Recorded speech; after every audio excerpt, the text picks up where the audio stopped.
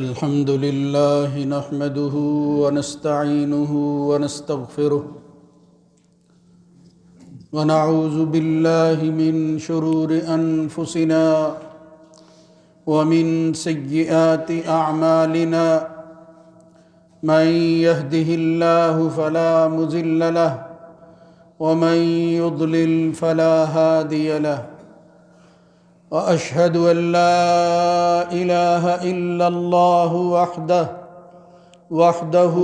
وحده لا شريك له وأشهد أن محمدًا عبده ورسوله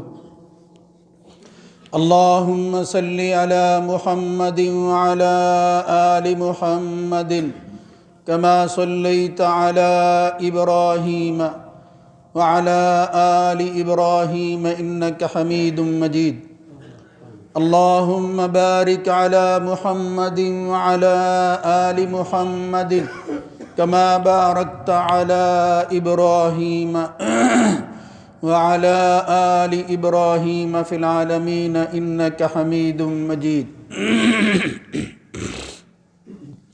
أما بعد فإن خير الحديث كتاب الله وخير الهدى هدى محمد صلى الله عليه وآله وسلم وشر الأمور محدثاتها وكل محدثة بدعة وكل بدعة ضلالة وكل ضلالة في النار رب أعوذ بك من همزات الشياطين من همزه ونفخه ونفثه يا أيها الذين آمنوا اتقوا الله حق تقاته ولا تموتن إلا وأنتم مسلمون يا أيها الناس اتقوا ربكم الذي خلقكم من نفس واحدة وخلق منها زوجها وبث منهما رجالا كثيرا ونساء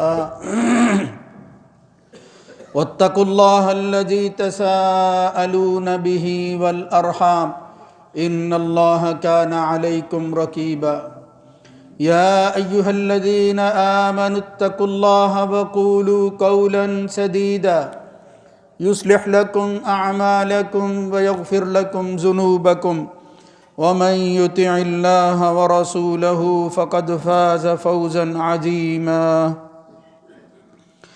رب اشرح لي صدري ويسر لي أمري واحلل عقدة من لساني يفقهوا قولي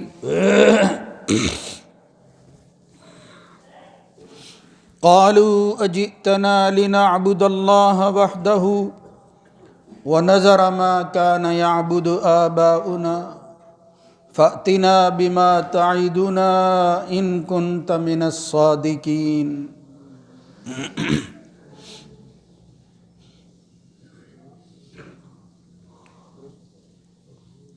وہ لوگ کہنے لگے تو ہمارے پاس وہ چیز لایا ہے جو یہ کہتی ہے کہ ہم اللہ اکیلے کی عبادت کریں اور جس چیز کی بندگی ہمارے آباء و اجداد کرتے تھے اس کو چھوڑ دیں، تو اس دعوے پر جو تو ہمیں یاد دلا رہا ہے کوئی دلیل لاؤ اگر تم سچوں میں سے ہو۔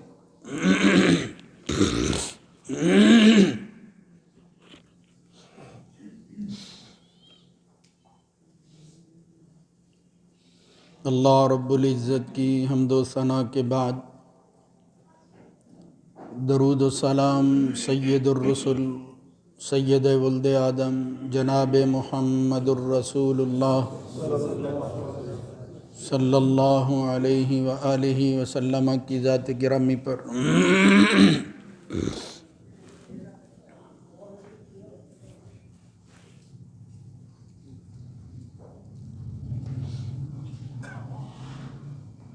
دین اسلام کی اقامت کے حوالہ سے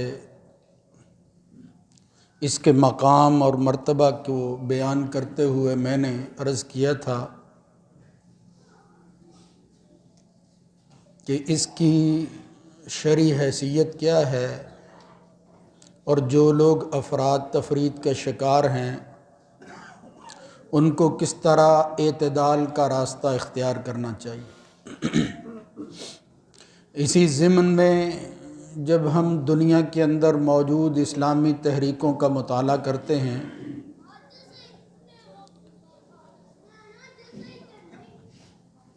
اور وہ تحریکیں جو اسلام کے نام پر آتی ہیں یا لوگ مذہب کا استعمال کرتے ہیں،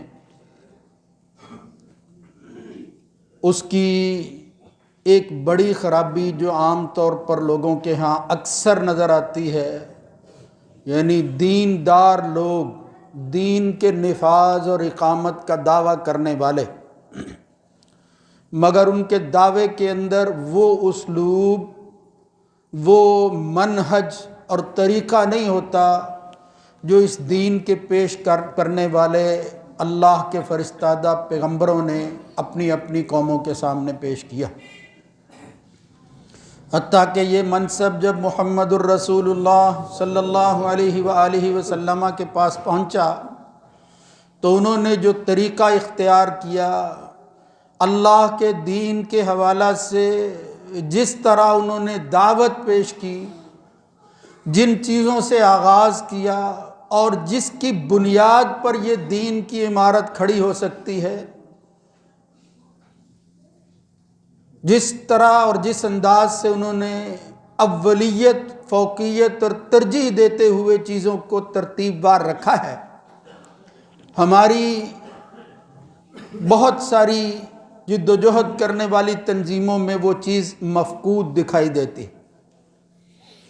یہ بات اچھی طرح ذہن میں رہنی چاہیے کہ آپ اگر دین کا کام کرنا چاہتے ہیں، اس دنیا کے اندر اس کے نفاذ کی جد و جہد میں لگے ہوئے ہیں، اس کو برتر بنانا چاہتے ہیں، تو یاد رکھو اس دین کی اساس جس پر یہ دین کھڑا ہے، اور میں نے کچھ عرض بھی کیا تھا، ان الدین عند اللہ الاسلام وما اختلف الذین اوتوا الکتاب الا من بعد ما جاءہم العلم بغیا بینہم، جو اس دین اسلام سے بغاوت کر کے کوئی اور راستہ اختیار کرتا ہے، ومن یکفر بآیات اللہ فإن اللہ سریع الحساب، تو وہ اللہ کی آیات کا کفر اور انکار کرتا ہے۔ ومن یبتغی غیر الاسلام دینا، اگر دین جو ہے وہ اسلام کا نام ہے تو یاد رکھو پھر اسی اسلام کے اندر جو چیزیں جس حیثیت کے مالک ہیں وہی حیثیت اور مقام ان کو دینا ہوگا، ورنہ وہ دین تو ہوگا مگر دین اسلام نہیں ہوگا۔ وَمَن يَبْتَغِ غَيْرَ الْإِسْلَامِ دِينًا فَلَن يُقْبَلَ مِنْهُ، یاد رکھو جو دین اسلام کے علاوہ نام خواہ اسلام کا کیوں نہ لیا جائے لیکن ہو کچھ اور، فَلَن يُقْبَلَ مِنْهُ وَهُوَ فِي الْآخِرَةِ مِنَ الْخَاسِرِينَ، دنیا میں بھی اس کی قبولیت اللہ کے ہاں کوئی مقام نہیں رکھتی، آخرت میں سوائے حسرت کے، سوائے خسارے کے کچھ ان کو ملنے والا نہیں۔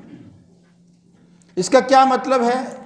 قرآن مجید پڑھیں، ابھی میں نے یہ جو آیت پڑھی سورہ اعراف کے اندر بے شمار پیغمبروں کا اللہ نے ذکر کیا ہے، کہیں نوح کا ذکر کیا تو یہ کہا لَقَدْ أَرْسَلْنَا نُوحًا إِلَىٰ قَوْمِهِ فَقَالَ يَا قَوْمِ اعْبُدُوا اللَّهَ مَا لَكُم مِّنْ إِلَٰهٍ غَيْرُهُ، یعنی نوح نے اپنی دعوت کا آغاز کس بات سے کیا؟ اعبدوا اللہ، اللہ کی بندگی پر آ جاؤ، اے میرے لوگو اگر تم دین پر زندگی گزارنا چاہتے ہو تو اللہ کی توحید کو ماننا ہوگا۔ کہیں وَإِلَىٰ عَادٍ أَخَاهُمْ هُودًا قَالَ يَا قَوْمِ اعْبُدُوا اللَّهَ مَا لَكُم مِّنْ إِلَٰهٍ غَيْرُهُ، آگے کہیں فرمایا وَإِلَىٰ ثَمُودَ أَخَاهُمْ صَالِحًا قَالَ يَا قَوْمِ اعْبُدُوا اللَّهَ مَا لَكُم مِّنْ، ایک ہی بات ہے، تمام پیغمبر جس طرح محمد الرسول اللہ صلی اللہ علیہ وسلم نے فرمایا ہم تو اللہتی بھائی ہیں، ہمارا باپ ایک ہے، لیکن شریعتیں جو ہیں وہ دینہم واحد، اور پھر جو شریعتیں ہیں وہ مختلف ہوتی جاتی ہیں، یعنی ہم دین کی دعوت کے اعتبار سے وہ ہر قوم کے سامنے اللہ کا پیغام دینے والے جتنے بھی میرے بھائی پیغمبر تھے انہوں نے یہی کہا اعبدوا اللہ وَإِلَىٰ مَدْيَنَ أَخَاهُمْ شُعَيْبًا، آخر میں یہ آیت آ گئی جہاں یہ پارہ ختم ہو رہا ہے قال یا قوم اعبدوا اللہ ما لکم من الہ غیرہ۔ ان کے ہاں بڑی خرابی کیا تھی؟ وہ بڑی خرابی یہ تھی، ناپ تول کے اندر وہ توازن کھو بیٹھے تھے، وہ بدبخت بددیانت ہو گئے تھے، چیزوں کو دینے اور لینے کے اندر مفاد پرستی آ گئی تھی۔ مگر اللہ نے اپنے پیغمبر سے کہا جو چیز ان کو سمجھانے والی ہے وہ کیا ہے؟ یا قوم اعبدوا اللہ، پہلے اللہ کی بندگی کو تسلیم کرو، پھر یہ معاملات حل ہوں گے۔ اگر قوموں کی اصلاح کے اندر اللہ کی بندگی شامل نہیں ہے، اس اصلاح کا کوئی فائدہ نہیں، وہ اصلاح پائیدار نہیں ہے، ممکن نہیں ہے۔ اس لیے میرے بھائیوں، مجھے یہ عرض کرنے دو کہ آج ہمارے ہاں بدعی فرقوں میں، اور ایک لمبی تاریخ ہے ان لوگوں کی جو دین کے مقابل کھڑے ہوئے، دین کا نام لے کر کھڑے ہوئے، یقین جانو اللہ کی توحید ایک ایسی زندہ قوت تھی کہ جس کے سامنے کفر لرزتا تھا، مردہ تصور ہوتا تھا۔ جو آدمی توحید کو مانتا ہے، موحد کہلاتا ہے، وہ زندہ ہوتا ہے، اور اس کے مقابلہ کے اندر شرک کا ارتکاب کرنے والا مشرک آدمی، اس سے بڑا جو ہے وہ میت، اس سے بڑا جو ہے وہ مردہ اور کوئی نہیں۔ یہ ایک زندہ قوت تھی، زندہ چیز تھی، جہاں میں یہی توحید، وہ اقبال نے یہی کہا، زندہ چیز تھی کبھی۔ اب کیا ہے؟ فقط ایک مسئلہ علم کلام، بحثوں میں الجھ گئے، خدا کس طرح کا ہے، اس کی کرسی کیا ہے، اس کی صفات کا تعلق کس سے ہے، یعنی الجھا کر رکھ دیا اس مسئلے کو۔ سیدھی سادی سی بات تھی، عقیدے کا مسئلہ تھا، اللہ کی وحدانیت کیا ہے۔ بدقسمتی سے معاملہ آگے بڑھا، آج جب ہم اللہ کی توحید کی بات کرتے ہیں، دین کی اساس پر لوگوں کو کھڑا کرنا چاہتے ہیں، اور کہا جاتا ہے کہ یہی بنیاد ہے، اسی پر اصلاح ہوگی۔ اول چیز جو رسول اللہ صلی اللہ علیہ وسلم نے شروع کی اور جس سے آغاز کیا اصلاح کا، وہ اللہ کی توحید تھی۔ آخرت میں اگر اصلاح ہوگی، کوئی کوشش کرے گا، وہ اللہ کی توحید پر ہوگا۔ یہ نہیں ممکن کہ آپ اس توحید کو چھوڑ دیں اور تانا بنا دیں۔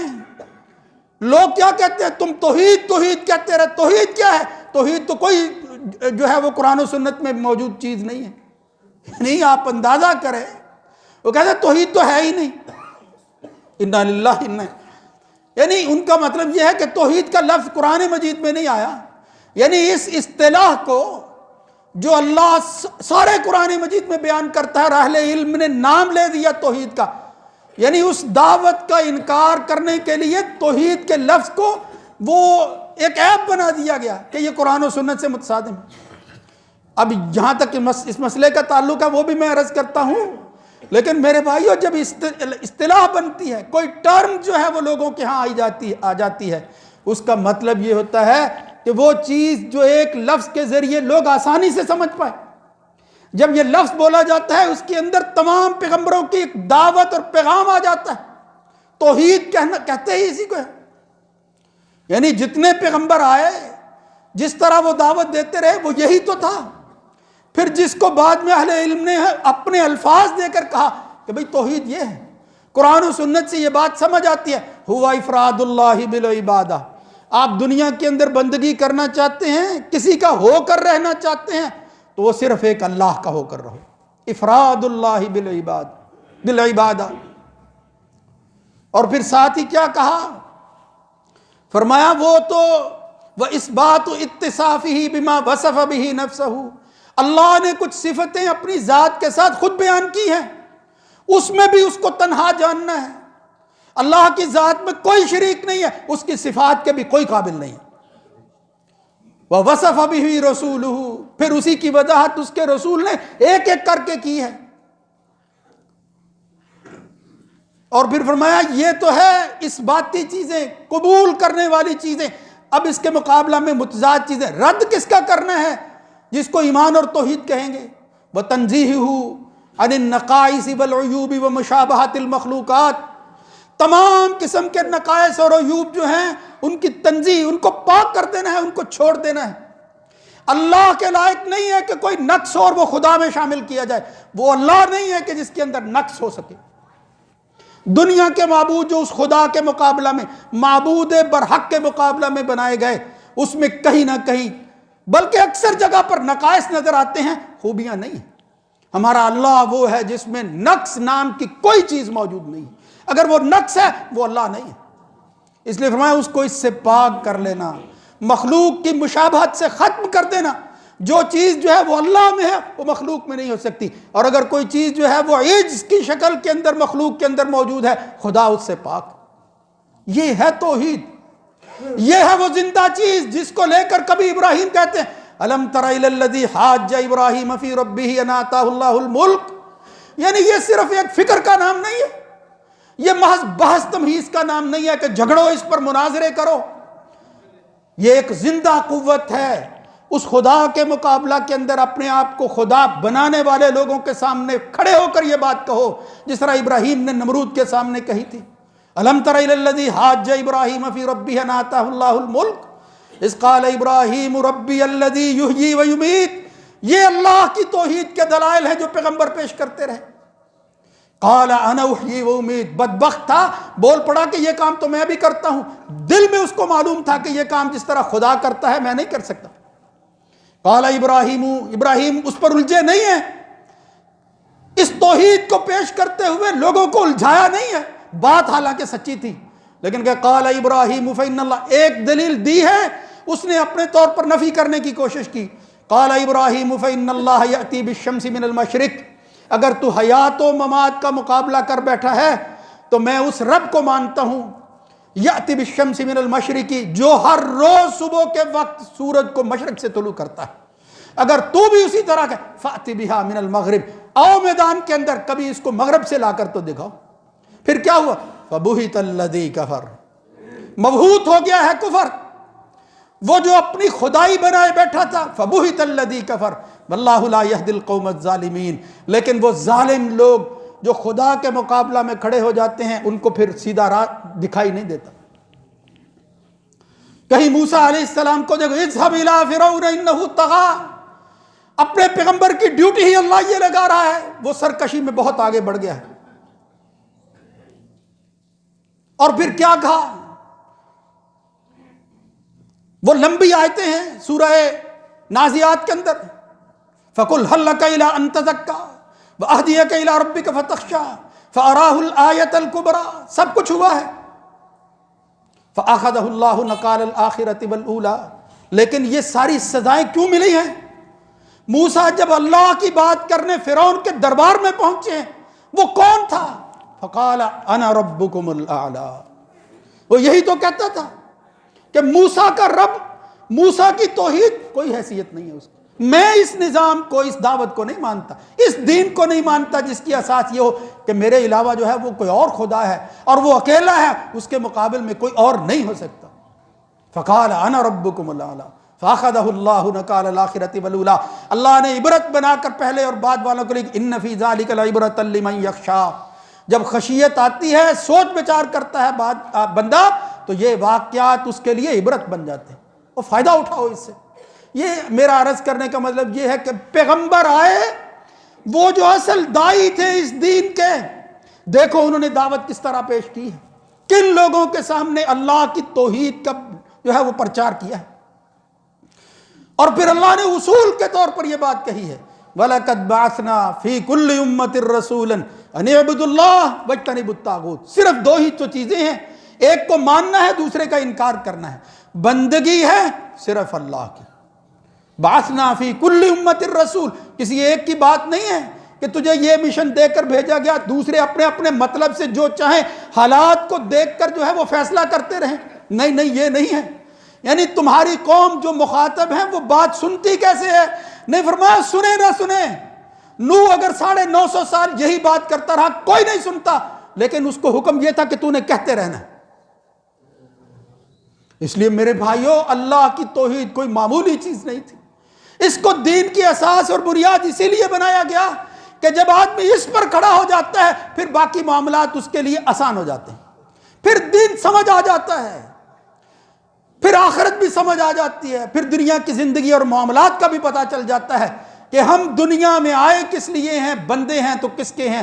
یہی تو توحید ہے. وما ارسلنا من قبلک من رسول الا نوحی الیہ انہ لا الہ الا انا فاعبدون. اس لیے پیغمبروں کی دعوت ہو، اس کا ہدف اول بھی یہ توحید تھی. آج بھی اگر تم دعوت پیش کرنا چاہتے ہو، محمد الرسول اللہ صلی اللہ علیہ وسلم نے نبی نہیں تھے، اپنے صحابی کو بھیجا اہل کتاب کی طرف، بعث معاذا الی الیمن، یمن کی طرف بھیجا، اور پھر کیا کہا؟ صحیح بخاری میں الفاظ جو ہیں وہ یہ ہیں فَلْيَكُنْ أَوَّلَ مَا تَدْعُوهُمْ إِلَيْهِ إِلَىٰ أَن يُوَحِّدُوا اللَّهَ۔ دیکھو یہاں توحید کا لفظ بھی آ گیا۔ لوگ کہتے ہیں توحید نہیں ہے، فرمایا اللہ نے سب سے پہلے جاؤ اہل کتاب کے پاس، مجھے بھی بھیجا تھا تو یہی پیغام دیا تھا، میں بھی تجھے حکم کرتا ہوں کہ جب تم اہل کتاب کے پاس آؤ سب سے پہلے جو بات ان کو سمجھانی ہے اول ما تدعوہم الی ان یوحدوا اللہ، اللہ کو ایک مان لو۔ فَإِذَا أَقَرُّوا بِذَلِكَ، اس کا اقرار کریں تو پھر اس کے بعد کیا ہے؟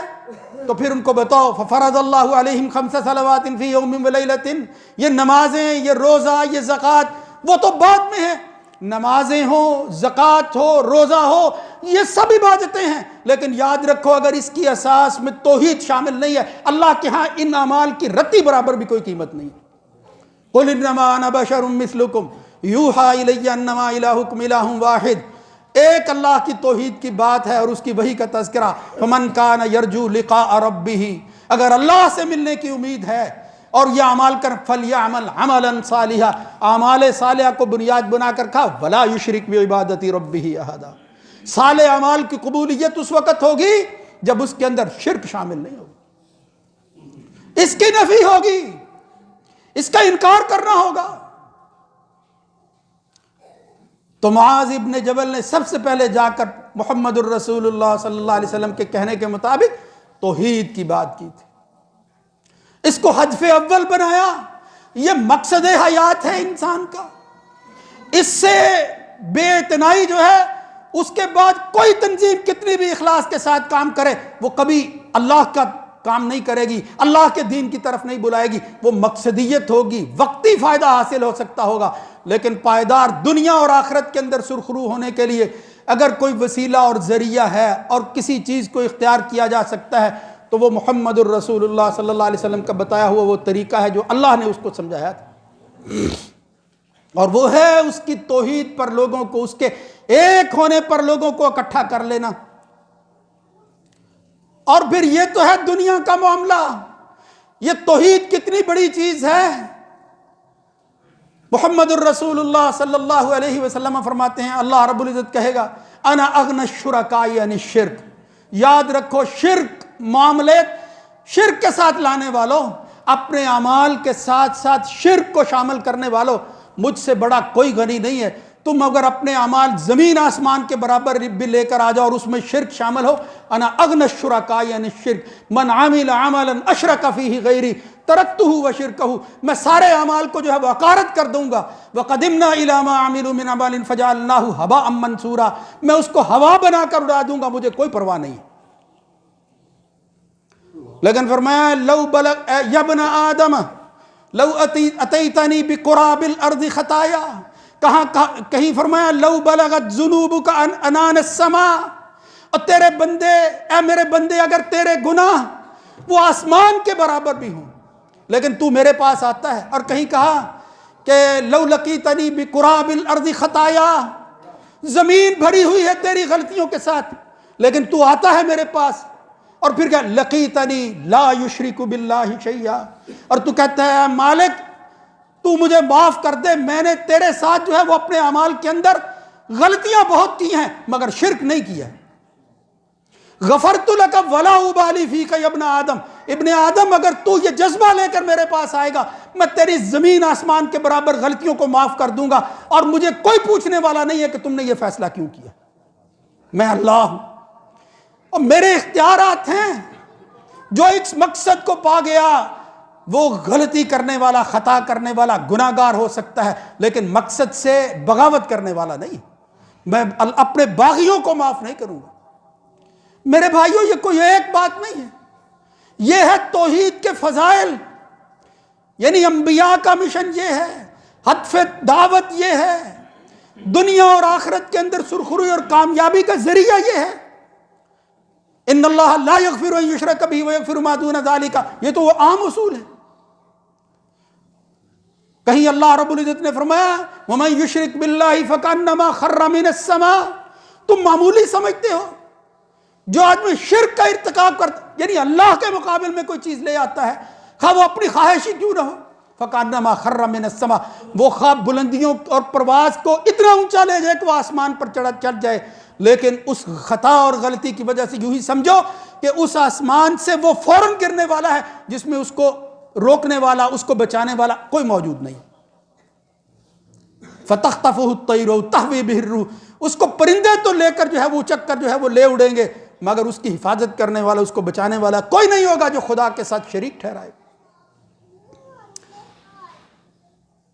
اس لیے یہ فضائل، یہ تکفیر گناہ کا ذریعہ وہ کیا ہے؟ وہ اللہ کی توحید ہے۔ اسی اساس پر ہمیں دنیا میں قائم رہنا ہے، اور اسی اساس پر ہم نے اس دنیا کے اندر دین کی دعوت کو پیش کرنا ہے۔ یاد رکھو، اگر کسی بھی دعوت کے اندر، پھر میں عرض کرتا ہوں، یہ اساس موجود نہیں ہے، اس بنیاد کے بغیر وہ محنت اور کوشش کرتا ہے تو اس کو غلط فہمی لگی ہے، اس کو احساس نہیں ہے کہ وہ کام جس مقصد کی خاطر کر رہا ہے اس مقصد کے اندر بنیاد موجود نہیں ہے، وہ عمارت کبھی قائم نہیں رہ سکتی، وہ عمارت دڑام سے گرنے والی ہے۔ وہ پیغمبروں کی قائم کردہ دعوت نہیں ہے، وہ پیغمبروں کے مخالفین کا مشن ہے جو آپ نے اختیار کر رکھا۔ اس لیے بڑی احتیاط کی ضرورت ہے۔ انہی بنیادوں پر ہمیں دین کی دعوت دینے والوں کو پرکھنا ہوگا، اور پھر ان کو سمجھنا ہوگا، پھر ان کا ساتھ دینا ہوگا، پھر اقامت کے لیے کوشش کرنا ہوگی۔ میرے بھائیوں، لیکن یاد رکھو، میں پھر عرض کروں گا، یہ تو میں نے بنیاد قائم کی ہے کہ دین کی اساس جو ہے وہ کیا ہے، مگر ہمارے لیے موحد ہونے کے بعد اس کے تقاضے کیا ہیں، عملی تقاضے کیا ہیں؟ صرف زبان سے کہہ دینا میں فلاں مسجد میں نماز پڑھتا ہوں اس لیے میں بخشا ہوا ہوں، میں جتنے بھی گناہ کرتا جاؤں، نہیں، تیری زندگی کے اندر جو ہے وہ توحید وہ عمل کا حصہ بنی ہے یا نہیں؟ یعنی تیرا دعویٰ ہی ہے محض، لیکن جب کسی جگہ جو ہے وہ ضرورت پیش آتی ہے وہاں تو شرک کر بیٹھتا ہے۔ اور یہ شرک کا گناہ، ای الذنب اکبر عند اللہ، پوچھا کہ اللہ کے رسول صلی اللہ علیہ وسلم سب سے بڑا گناہ کیا؟ فرمایا ان تجعل للہ ندا وہو خلقک، جب بھی تو کوئی کام کرنا چاہتا ہے اللہ پر توکل ختم ہو جاتا ہے، دوسرے کو خدا کی جگہ پر لے آتا ہے، یہی تو شرک ہے، یہی تو سب سے بڑا گناہ ہے۔ ان تجعل للہ ندا وہو خلقک، بھول جاتا ہے کہ میرا مالک کون ہے، الا لہ الخلق والامر تبارک اللہ رب العالمین۔ یہ توحید تو ساری زندگی جو ہے وہ پیغمبر پیش کرتے رہے، اور اگر اسی کو سمجھ جو ہے وہ انسان سمجھنے کی کوشش کرے اور سمجھا دے تو سمجھ آ جائے کسی کے لیے، دنیا بھی بن جاتی ہے اور آخرت میں بھی کامیابی ہوگی۔ اللہ رب العزت ہمیں اس مسئلے کو اختلافی مسئلہ نہیں، ایک زندہ حقیقت کے طور پر سمجھنے کی توفیق نصیب فرمائے۔ اللہ تعالی ہمیں اس پر قائم اور دائم رکھے، ہم ان لوگوں کا ساتھ دیں، وہ محنت کریں جس کی بنیاد کے اندر اللہ کی توحید اور اس کی انفرادیت جو ہے وہ شامل ہو۔ اقول قولی ھذا استغفر اللہ لی ولکم۔